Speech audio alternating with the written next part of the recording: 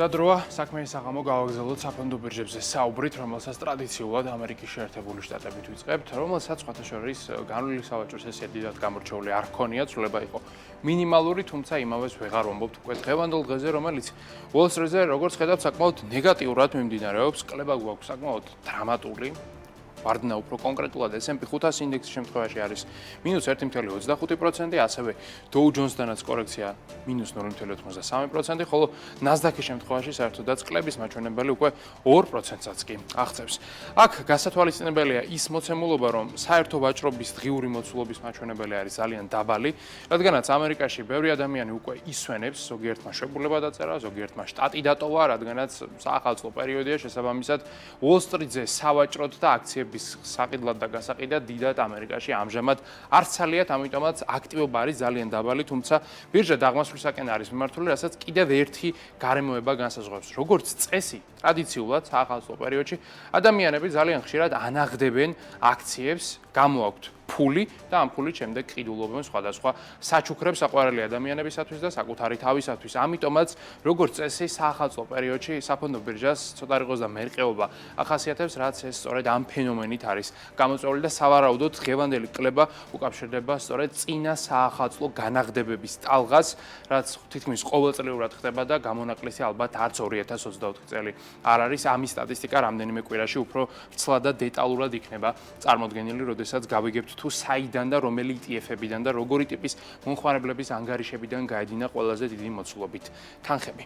ამერიკიდან ევროპაში გადმოვინაცვლოთ, სადაც ვითარება არის შედარებით უკეთესი, რადგანაც ევროპაში რამდენიმე სახელმწიფომ გაასაჯაროვა მონაცემები ინფლაციასთან და უმუშევრობასთან დაკავშირებით და ეს მონაცემები იმდენად კარგი და დამაკმაყოფილებელი აღმოჩნდა, რომ ევროპელ ინვესტორებს განწყობა გაუმჯობესდათ, როგორც ხედავთ, ევროპული 600 მსხლის კომპანიის საერთო კაპიტალიზაცია დაახლოებით 9% არის გაზრდილი. შანხაის ინდექსთან მიმართებით ცვლილება არის მინიმალური, როგორც ხედავთ, +0.06%-ია, ხოლო იაპონურ ინდექსს აქვს საქმე ძალიან კარგად, +1.80% გვაქვს მატება, როგორც ხედავთ, უკვე ნიკეის ინდექსის მაჩვენებელმა 40,000-იან ნიშნულსაც გადააჭარბა და თუ კი ასე გაგრძელდა ტენდენცია, სავარაუდოდ მიმდინარე წლის დასრულებამდე იაპონური საფონდო ბირჟა ახალ რეკორდულ ნიშნულსაც კი მიაღწევს და ამას განაპირობებს სხვათა შორის ერთი ძალიან საინტერესო მოვლენა. რამდენიმე დღის წინ ცნობილი გახდა, რომ Honda და Nissan, ანუ ორი უმსხვილესი ავტომწარმოებელი კომპანიები, რომლებიც იაპონიაში არიან დაფუძნებულნი, ერთმანეთს შეერწყმებიან და შექმნიან ერთიან საწარმოს, რომელიც სავარაუდოდ კონკურენციას გაუწევს ჩინურ ავტოინდუსტრიას, ძირითადად რა თქმა უნდა ბიუჯეტური ავტომობილების სეგმენტში.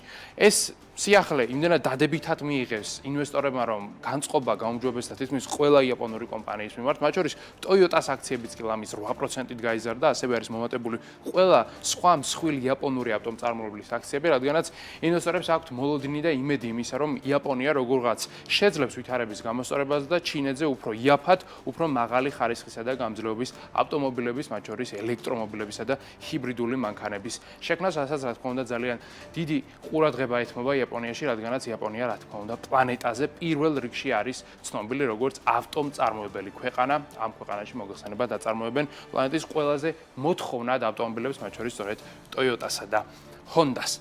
აქვე დროა გადავინაცვლოთ ენერგეტიკულ ბირჟაზე, სადაც ამ წუთებში გვაქვს მატება. საშუალოდ 1%-ით არის გაძვირებული ნავთობი, როგორც ხედავთ, Brent-ის ფასი $74, ხოლო WTI $70.5 ფარგლებში მერყეობს. 2%-ით გაიზარდა რუსული ნავთობის ფასი, $77.5 ფარგლებში არის ურალი ხელმისაწვდომი ბირჟაზე.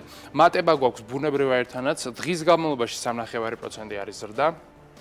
და მეგავატი საათი ენერგიის ღირებულება ევროკავშირში, როგორც ხედავთ, 47.5 ევროს შეადგენს, ეს არის ერთ კვირაში ლამის 9%-ით, ხოლო ერთ წლიან პერიოდში 47%-ზე მეტით გაზრდილი მაჩვენებელი, ამას კი რა თქმა უნდა ზამთრის პერიოდში ბუნებრივ აირზე მოთხოვნის ზრდა განაპირობებს. ოქროსთან ხედავთ კორექციას, 0.5%-ით იკლო ფასმა და უნცია მეტალის ღირებულება ამჟამად შეადგენს $2618. ამ კორექციის მიუხედავად, ერთ წლიან პერიოდში ოქროს აქვს დადებითი შედეგი, მატება გვაქვს 26.5%. კრიპტოინდუსტრიაზეც უნდა გადავინაცვლოთ, რომელსაც ამ წუთებში თვალსახარბილოდ არ აქვს საქმე. ინდუსტრიის შეფასება, როგორც ხედავ, დაახლოებით 2%-ით არის შემცირებული და ის შეადგენს ამჟამად 3 ტრილიონ 930 მილიარდ დოლარს. ბიტკოინის ფასი, როგორც ხედავთ, 94300-ია, ეთერიუმი კი 3300 დოლარად ივაჭრება. კლება საშუალოდ 1.5-დან 3%-ის ფარგლებშია. კაპიტალიზაცია ამ ყველაფრის ფონზე ბიტკოინისა გვაქვს 1.864 მილიარდი, ეთერიუმის კი 398 მილიარდი დოლარი.